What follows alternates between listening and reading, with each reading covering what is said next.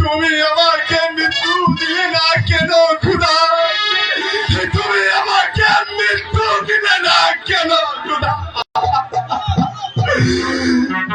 বলো বলো ধর্মেশ বাবা, এখন আমি কি করব? কার কাছে যাব?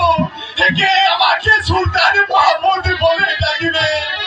আমি কাদের নিয়ে বাঁচবো? বলো ধর্মেশ। তোমাকে যে বাঁচতে হবে, নইলে যে আর প্রতিশোধ নেওয়া হবে না।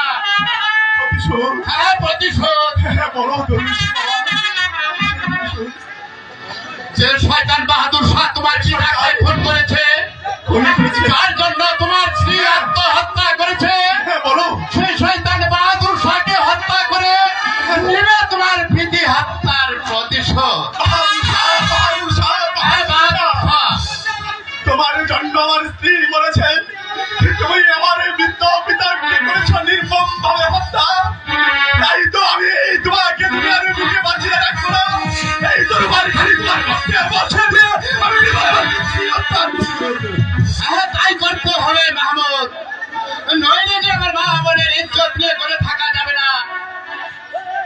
আরে মুখে সমাবেশ করে আমি ভেবেছিলাম এই মুহূর্তে নবাবের মহলে গিয়ে আমি চাকরিটা ছেড়ে দেবো, কিন্তু না, এই মুহূর্তে আমি চাকরিটা চাচ্ছি না। এই মুহূর্তে যাবো আমি রাজ দরবারে, সেখানে গিয়ে সেই শয়তানের বাহাদুর শাহ যেমনি ভাবে আমার স্ত্রীকে হত্যা করেছে, যেমনি ভাবে আমার পিতাকে হত্যা করেছে, তেমনি ভাবে এই দরবার খানে তার পক্ষে বসে দিয়ে আমি নির্মম ভাবে হত্যা করে যাবো আমার তাই করতে হবে মাহমুদ। তাই করবো। ভয় পেও না বাবাজি, ওই খোদা তারা তোমার সহায় থাকবে, কারণ অপরাধীকে খোদা তারা কোনোদিন ক্ষমা করে না, কোনোদিন ক্ষমা করে না।